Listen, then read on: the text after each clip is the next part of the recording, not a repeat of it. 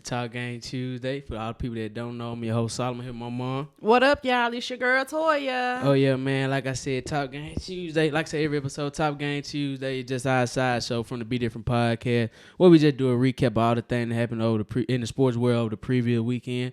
Y'all can listen to Talk Game Tuesday, just like the Be Different podcast, on Apple Podcasts, Spotify, iHeartRadio, Amazon Music, and anywhere else where you listen to your podcast. All of the Be Different podcasts. And y'all already know what to do. Go follow us on social media, Instagram @_Be Different Podcast, X @_Be Different Pod. Go like and subscribe to our YouTube channel, Be Different Podcast. Oh yeah, man. But before we get into today's episode, I know some people heard it last week or we saw some coming. But how y'all like the new intro music though, man? We got trying to get some new things going for Talk Game Tuesday. Just add a little intro music since we don't have its own personal intro for it, so we just had to add a little music to it. Hey, y'all still snowed in?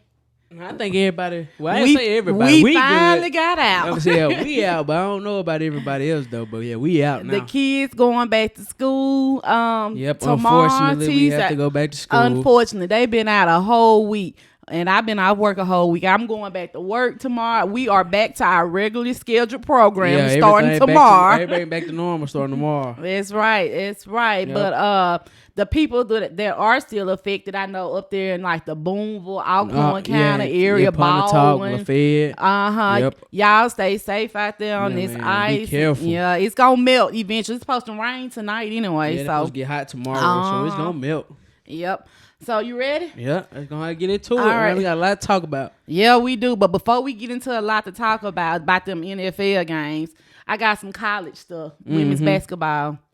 Ohio State Beat Iowa. They beat Iowa the other day. And I saw something else too. Well, we can talk about this game first.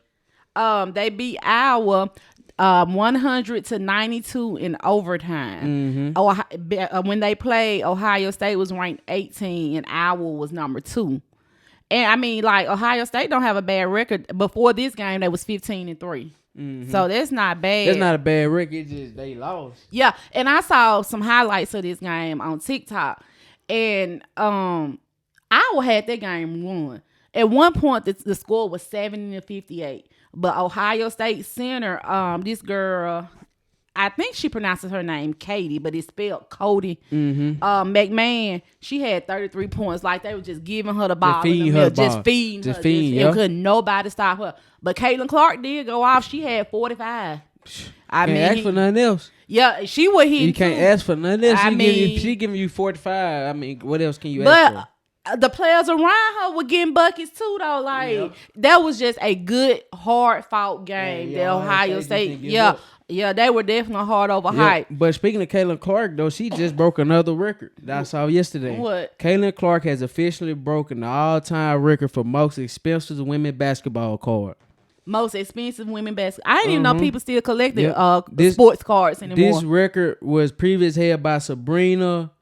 I don't know how to say that name, but she in the WNBA right now. She played with you know her. I can't see. You know I'm blind. Sabrina, bro, you know, cause she played on the team with the Ison. I don't know how to say that. She played with not Brianna. Is it Brianna Stewart? Brianna Stewart played for the Seattle women's team, didn't she? I'm trying to think, but I'm telling you, she in the league right now too. She be balling too. Okay. But Caitlin Clark has absolutely crushed the record. Because Sabrina, her card was listed at $11,500. Caitlin Clark has absolutely crushed the record with her card bidding at $21,600. $21,000 for a card? Yep. But it's gonna be worth millions, like in 10 years from now. Yeah, and y'all, for the people that haven't watched the last episode of the podcast, we started putting the graphics in of the things that we're talking about. So I am gonna edit in the picture of the card. Hit the card right here. Cause y'all know we don't do visual for Talk Game Tuesday, so I ain't gonna edit in the picture of the card. And the picture is coming from ESPN's Instagram page along with ESPN Women. What y'all think about them graphics? Y'all like them? Let us know. Yeah, let us know what y'all think about new graphics. We trying to make it more interesting y'all on the podcast instead of y'all just seeing us talk. We want y'all to interact with us and be able to see what we talking about as well. We gonna go live eventually. One day we gonna get there where we can interact. We pretty much got the podcast room set up. Once that cord come in, we got everything then be able to go live and all that. But something else for women's college basketball. Hey, I saw that Colorado beat USC girls. Yeah, I did. You told me about that. USC girl first loss. See, Colorado beat LSU. I've been telling you, they ain't no fluke. They now. ain't. They are not a fluke. The Colorado boys ain't been playing bad neither. Yeah, so hey, I'm ready for the NCAA March Madness, but I'm ready for the women's side because even last year the women's were more exciting than the men. But I feel like I've been watching some men too. Men gonna be interesting this year. Like I was just watching one game, Texas versus Baylor. There was a March Madness game because Texas was up by 3 points. Baylor came down, got fouled, got an and one, made it, got tied the game up. Texas came down, hit the shot. Baylor came back down, hit another shot. Then Texas came back down again, hit the game-winning shot. See, the basketball is exciting, but Thursday, it's the game I've been waiting on, and I'm ready for it too. In women's college basketball, what? South Carolina. South Carolina versus LSU. I'm around with South Carolina. Mm-hmm. I ain't count Dunn State. Like, and don't get me wrong, I love LSU. Fly J probably my favorite player on LSU. But I mean, cause I honestly, Angel is okay, but Angel is not my favorite player. Like, no hate to her or whatever, but she just. Who you say your favorite player was? Fly I J. got the straight. Yeah, Fly J been hooping. Fly J been in her bag. Like she was hooping last year, but I like it's her, totally like, different I like now. her because she get her own shot. Last year she was being their role player, playing defense, knocking down the three when she needed. Now she get her own buckets and playing defense. Yes, but I mean, I think LSU does have a complete team, but I don't think they got enough South Carolina. I ain't going against Dunn Staley. South She been Carolina in the game too different. long, and I know Kim Mulkey, LSU coach, has been in the game as long as Dunn Staley, but South Carolina I girls can't different, go bro. against Dunn Staley. I'm around with South Carolina in that game too. Them girls just different. I'm ready to watch that game. Y'all got a game Thursday, so I'm gonna be watching y'all game and that game at the same time. Mm-hmm. Anything else for college? I think that's about it. Let me make sure. I got some screenshots of stuff that I really ain't seen you. And somebody is knocking on the door. Yep. Well, keep them entertained till I go see who's knocking. Yeah, we'll go ahead, y'all. I think that's about it for college. But let me see. What's next on the outline, y'all? I'm keeping y'all entertained. It's just practice for when I go to college. I'll have to be on there by myself. Or hopefully I have a good, cool roommate that know about sports, and then it could be me and him. And then Toy be on the phone sometimes. Y'all never know. But next y'all know we got NFL. We got to talk about the crazy playoff game, man. Because it was a lot that happened that shouldn't have happened. It was really a lot that happened that shouldn't have happened. Who was that? Who they were? Jalen and Man. What up, Be Different Podcast? Be Different. Yeah, that Jalen right there, one of my teammates on the basketball team, man. Shout out to him. All right, I would keep him entertained. Yeah, I told him that we about to transition over to the NFL playoff games. Man, NFL. What? Let's start with the first game first. The Baltimore Ravens and the Houston Texans. That was a good game. Baltimore did win, like I expected them to.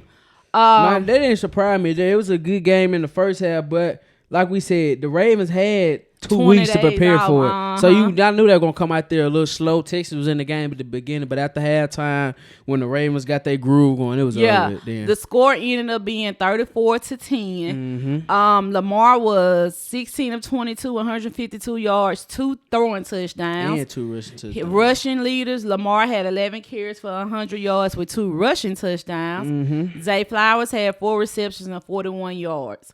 C.J. Stroud, 19 of 33 for 175 yards.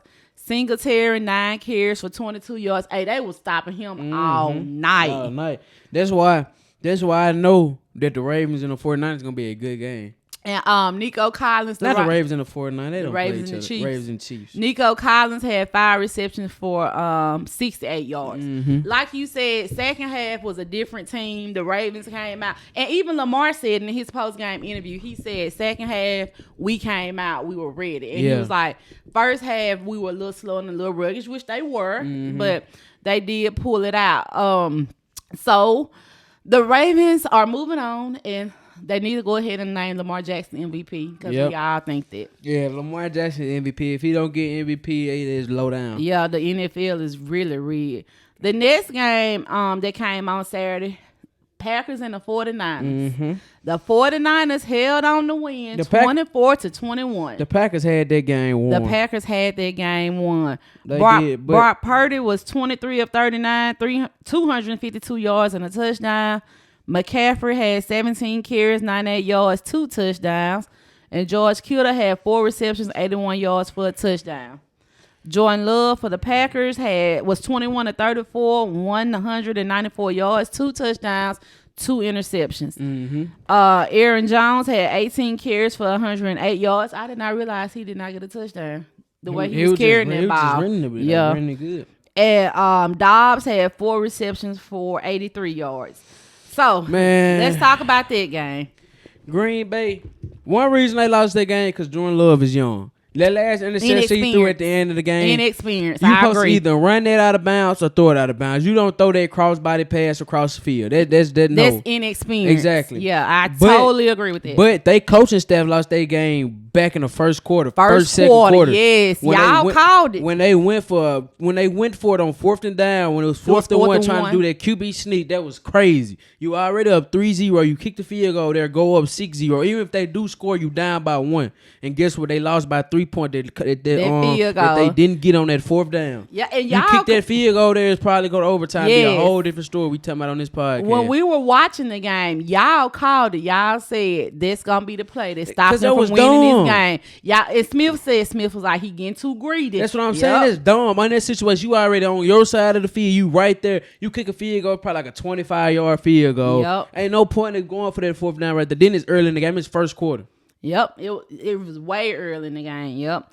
So that ended the Packers season. And going back to Lamar and CJ, I think this is the beginning of a rivalry. Yeah, they're gonna be for years, for a long time. Yes, and I'm loving it. For a long time, CJ Stroud is gonna be there. Again. Yeah. If he stay with the Texans and they keep building how they doing now, they gonna be there again. It's like one of the commentators said. The Houston Texans knew they had found their franchise quarterback in week 5 or 6. Exactly. I mean, CJ out there doing his thing. As long as he stay healthy and they keep building around him. The way they building. Exactly. Yeah. They going to be there. Yeah, and I'm here for it. I am here for even Lamar said, I saw something on social media when they were talking after the game, when they met up. Lamar told him, hey, this just the beginning. That's what I'm saying. Yeah, so everybody knows sees it. Yeah, everybody sees that. And even for the Packers, even though they lost, and I'm not a Green Bay fan, but that was a good game. And Jordan Love was just inexperienced. Mm-hmm. Inexperienced in a situation like that. Exactly. That's what I'm saying. Because in that situation, like I said, you don't throw that cross body pass. And he should have just continued to run out of bounds and stop the clock. That's what he should have done. Hey, like even though Jordan Love not the fastest, you got Chase Young chasing you. Yeah. He's definitely not the fastest. Yeah, he play in, but I don't think he could have caught him at the angle he was doing it. But Sunday games, the Buccaneers and the Lions. The Buccaneers lost to the Lions 31-23. You want to know why Detroit won that game? Jared Goff didn't throw in no interceptions. Exactly. I've been saying it on the podcast. Jared Goff was 30 of 43, 287 yards, 2 touchdowns. 0 interceptions. The running back Gibbs, 9 carries, 74 yards, and a touchdown. Mm-hmm. St. Brown, 8 receptions, 77 yards, and a touchdown. For the Buccaneers, Baker Mayfield was 26 of 41, 349 yards, 3 touchdowns, 2 interceptions. Rushing leader White had 9 carries for 55 yards, and Mike Evans had 8 receptions for 147 yards and a touchdown. Mm-hmm. Baker Mayfield threw an interception in the first quarter. In the fourth quarter. The last one was the costly one, though. I know that, bro. I've been saying it, bro. I said it on the Saturday episode of the podcast. That game was going to come down to which quarterback had the better game and Jared Goff not throwing interceptions. And Jared Goff had the better game. Exactly. He had the better game. Any interception. The Lions going to keep winning as long as Jared Goff have good games. Yeah. When they lose, Jared Goff have bad games. Yeah. And I'm not even going to say bad games. He just have moments in the games where it was his fault. Like that they lost. Yep. So now the championship week matchup is set up for the NFC. You got the San Francisco 49ers versus the Detroit Lions in Santa Clara. Mm-hmm. We'll give y'all our picks on next Saturday. Yep. On the next episode of Be Different Podcast. So if you want to hear our picks, you got to go listen to the next episode of Be Different Podcast. The last game of the weekend. Chiefs versus Bills. Kansas City versus Buffalo. That was a good game. It was a great game. Kansas City held on to win 27-24. Yeah, that was a good game, and I blame that on the Bills coaching staff for why they lost. The stats for this game. Josh Allen, He was 26 of 39, 186 yards, 1 touchdown. He was also the leading rusher with 12 carries, 72 yards, 2 touchdowns. Kincaid had 5 receptions and 45 yards. Passing for the Chiefs, Patrick Mahomes was 17 of 23, 215 yards, 2 touchdowns. Pacheco had 15 carries, 97 yards, and a touchdown. Travis Kelce decided to show back up for this game. He had 5 receptions, 75 yards, and 2 touchdowns. I'm telling you, the Buffalo Bills coaching staff really sold this game. You got to tell them why you think that. I think that because, like I said on the podcast, Bills gonna win if Josh Allen didn't throw any interceptions.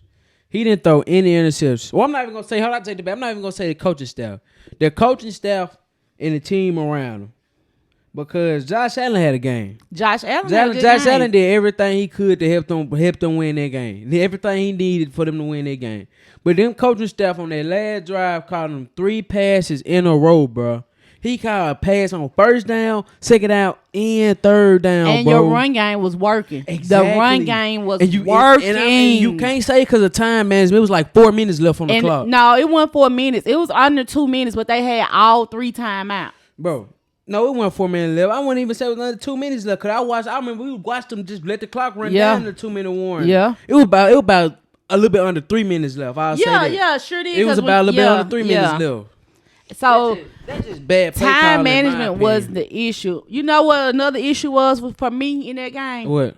Stephon Diggs did all that big boy talk. Him and his brother both. Get what number Stephon? 12, 14? Get 14 out of there. 14 need a quarterback. 14 this. 14 and do nothing Sunday night but drop balls. And then I had posted something on Facebook about it, and somebody commented, well, when the Bills got their new offensive coordinator, he stopped getting balls. No, he a big bag dog, $1 billion receiver. Go up there and get that ball. Throw it to him, make him go earn his paycheck, and he did not. Honestly, and I'm not a Bills fan, but honestly, I think they need to get rid of Diggs. Diggs ain't did nothing since, excuse me, he came from the Vikings. He's had okay seasons, but as far as you and your brother want to talk about you the top receiver, nah, bro, that ain't it. That ain't it. He ain't did nothing this season. I'm not a Bills fan neither, but I'm gonna take over for him because when he first got there, he was doing his job. When he first got there, when they lost the first few times, it was on the defense and Josh Allen. The first 2 times because he was doing something there, but this past season right here, he didn't do anything this season. And that's what I give him that. That's what I'm saying. You and your brother both get on Twitter, y'all get on all this social media talking all this noise. If your brother gonna talk noise for you, you better show up. And you ain't showed up this season. Yeah, so he really honestly, I season. say get rid of Diggs, and not just because of this one game, but. Like I said, to me, yeah, he's been playing okay, but the type of money he want, he ain't playing like that. So get rid of him. I'm not gonna say get rid of him, but they gotta bring in somebody else. At least help him because. But honestly, I ain't even gonna say to help him because what was that tight end last night doing that last drive? Talking about Kincaid. Kincaid was doing his thing. So yeah, he a tight end and he a rookie. They got Knox. They got Kevin Knox. Knox was doing his thing too. So I mean. For me, Stephon doesn't have any excuse. And I got another stat for you, too. It says Bills lost the most important category. They won the time of possession. They won first downs, total yards, third down conversions. They were 7 of 14. Kansas City was 1 of 5. I'm saying, what did they lose then if they won everything else? The game. Oh. That's what they lost. Kansas City even had a turnover. So they won that too. But the Bills could not convert. I'm telling you, it's because of their coaching staff. Even watching the game, they had the lead. Yeah, the Bills were going back. Yeah, the Chiefs were coming out scoring. But the Bills had the lead, and their coaches was playing like they were like up by a lot. Going 3 and outs back to back to back, bro. And their defense got them the ball 3 times straight. And you said something during the game that was very interesting to me. The Bills coaching staff, they weren't playing to win the game. They were playing to tie the game. That's what I'm saying. They were playing to tie that game for a field goal. And I said, Patrick Mahomes is going to kill it. If you go to overtime, Patrick Mahomes is putting that dagger, and he ain't playing for no overtime. Exactly. He playing for the gusto. Go home. Man, exactly. The Bills were playing for that field goal. Because we was watching the game, I saw the stat.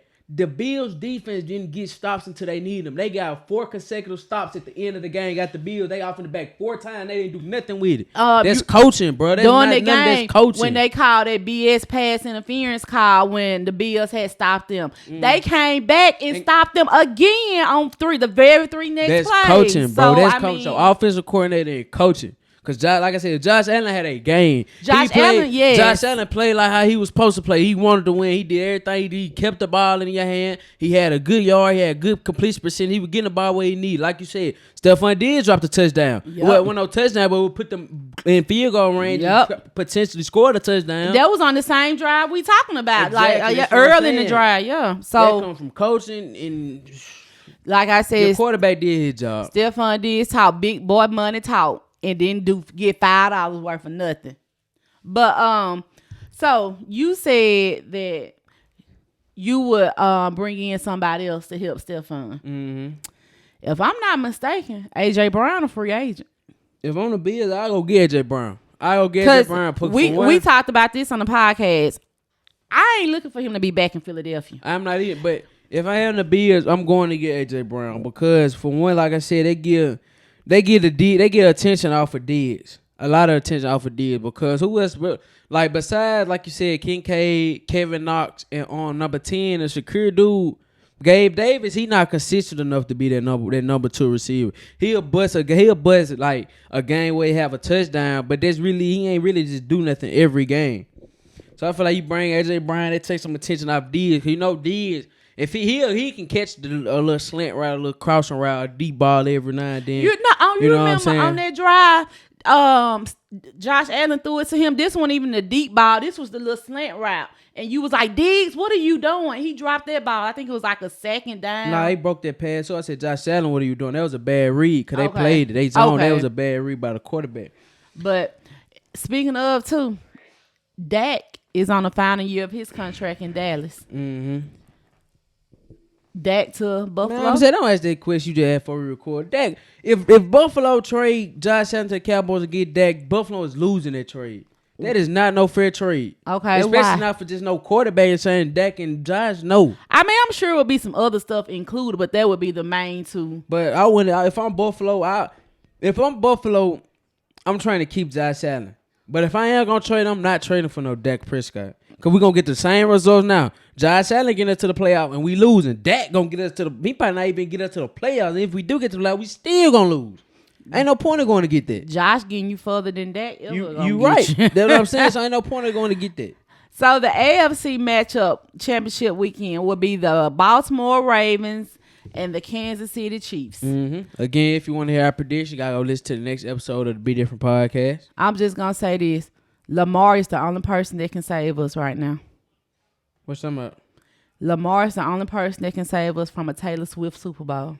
Man, I'm not tired. I'm so tired of them showing Taylor Swift every time Kansas City do something. NFL, it seems like y'all be listening to the podcast when we say something anyway. So listen to this. You ain't got to cut the Taylor Swift every time a Chiefs player does something. Exactly. We don't care that she's at the game. Bro. We don't care that she's with Travis. I really don't even like Taylor Swift. So, I mean... I just be trying to watch football. Just want to watch some football. That's all we want to do. Watch football. But anyway, you got anything else for the NFL? No, I think that's about it for the NFL, man. Super Bowl is coming, y'all. Trying to see the thing. We're gonna do a special episode. We might give y'all a live. I gotta Super work Bowl. that weekend. Well, I might give y'all a live Super Bowl episode of the podcast. Tori gotta work, so I might get somebody on there with me. So if I find me another guest on there with me, see, we might go special for y'all, special episode. That wouldn't be a bad idea. Hey, if the Green Bay Packers had to pull that game off Saturday, we were gonna go do a special episode then, because that would have been a shocker. Yeah, that would have been a shocker.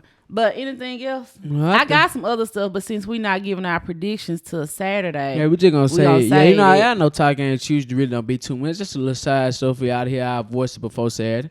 Basketball news. I really ain't got. I got the scores from last night, bro. Man, we did the last episode of the podcast. We said the Celtics was 20-0 at home.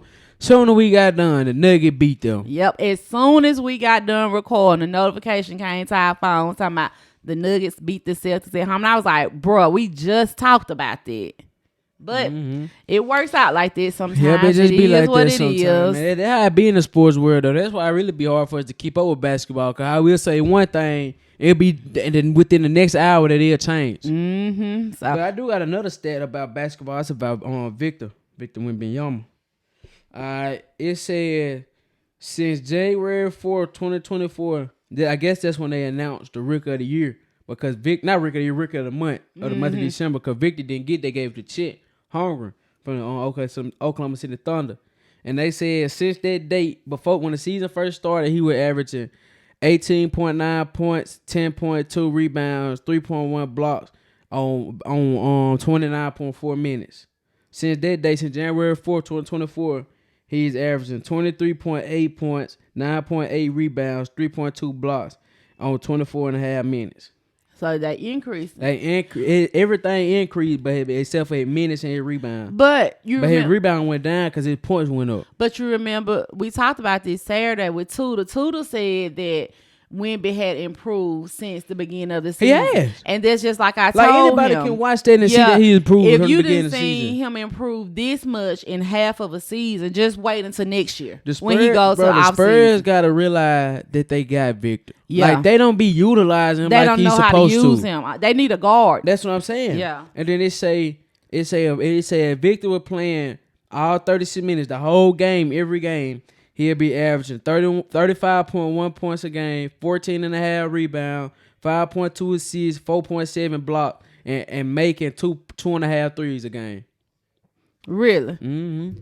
Breaking news, it just came to my phone.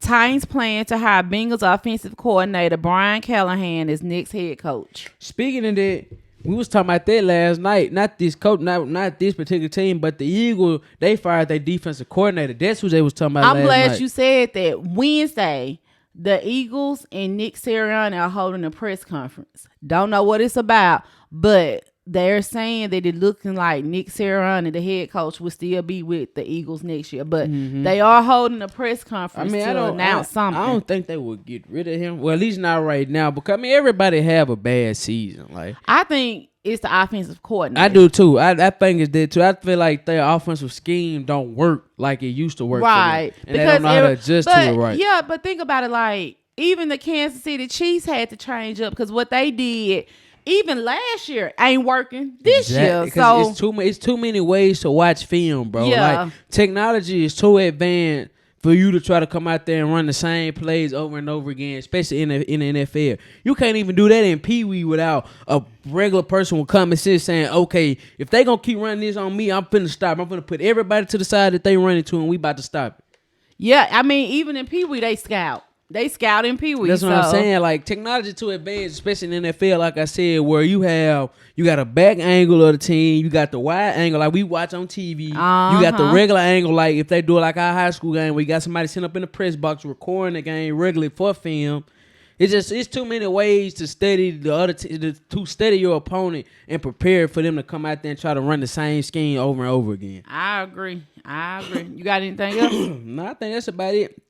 This episode of Talk Game Tuesday. I ain't got nothing else either, y'all.